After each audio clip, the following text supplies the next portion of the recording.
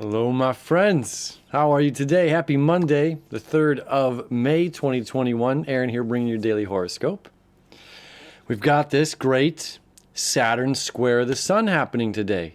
Saturn's still slightly square to Uranus. We also have the moon journeying through the early to middle degrees of the sign of Aquarius and also going to conjunct Saturn today. Anytime anything comes close to Saturn, it's this, like I call it, the Saturn squeeze. There's that bit of pressure and the bit of tension. So Saturn in itself is in its second ruling sign. First ruling sign would be of Capricorn. And in old astrology, Saturn ruled Aquarius and Capricorn. And then to the discovery of Uranus, Uranus kind of took over that breakthrough archetype of Aquarius. The explosion, the breakthrough, breaking through out of the physical, where the non-physical has that breaking point into where the physical has the breaking point to the non-physical.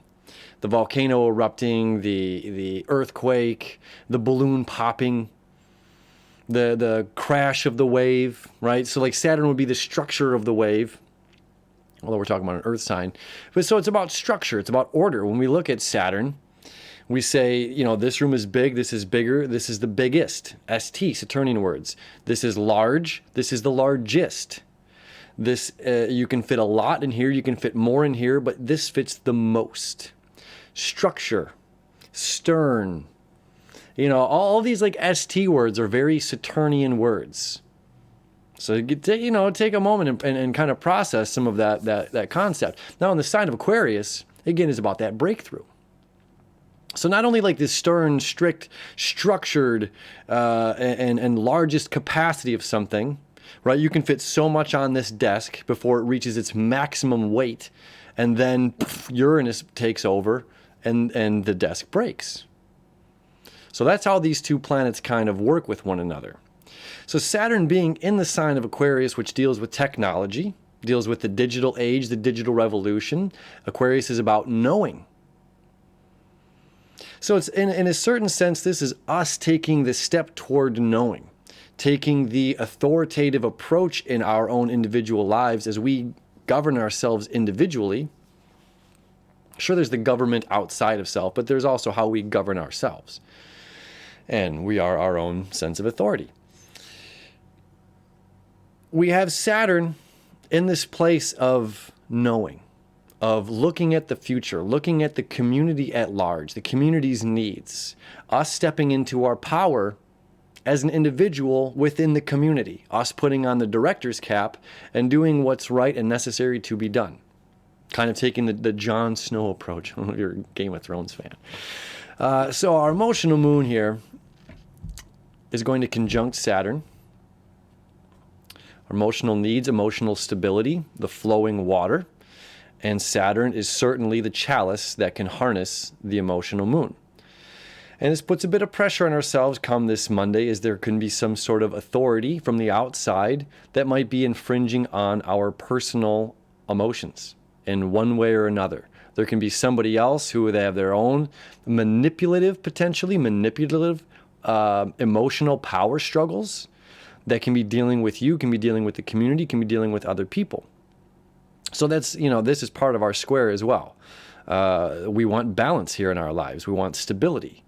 And with this still conjunct, Sun conjunct Uranus, we're learning to be stable in unstable environments, stable in unpredictable situations, as nothing in life is predictable. So we have, in a certain sense, of this balance of us making sure that we show up and are our own center, that we're our own chalice, as well as our own emotional water. These two need balance today. Sticking with the tried and true things that work, as well as venturing outside and seeing the new potential and new possibilities, that things that could happen, things that could come into place. There's, you know, I don't want to say this is a good or a bad thing. It's just a thing. It's something that exists. The squares, of course, need balance. A chair, a table needs balance. If it didn't have a square, the legs to the chair itself and the little, you know, the square that usually connects the four legs together, the chair becomes wobbly. It's unstable. Saturnian word. Well, we're all talking about stability. So we have to find this balance between our emotions, the outside authority, and the inside authority. And no matter what comes our way, to be able to go with the flow and stay firm, yet flexible at the same time, which is its balance in itself. It's the Leviathan, or the water dragon. It's like this flexible floating thing. I mean, of course, we're talking mythology here, but this water dragon, it still breathes fire, but it's made of flowing water, yeah, anyway, we're talking still about earth and air energy. So 13 degrees of Taurus is about going back to a place of simple pleasures, simple comforts, just a spot of tea in the morning, perhaps, a cozy book and a blanket, making sand castles on the beach. And 13 degrees of Aquarius, this is about blowing through, creating a road through a mountain, using a train to go through that, using technology to surpass the limitations of the physical environment.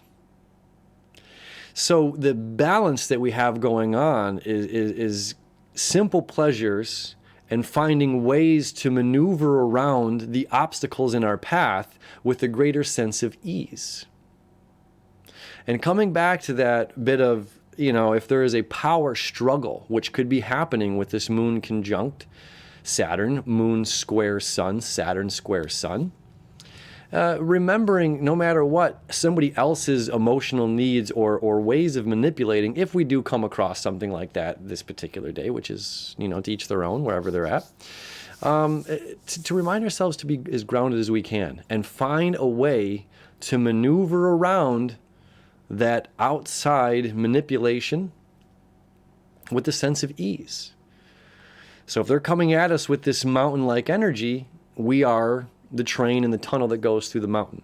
We have a way to come back and maintain our simple sense of pleasure. Nobody can take that away from us. Our joy, our internal happiness. That's up to us if we give that away to. Lastly, we have Mercury moving home. That's about 11 o'clock at night, my time. There we go.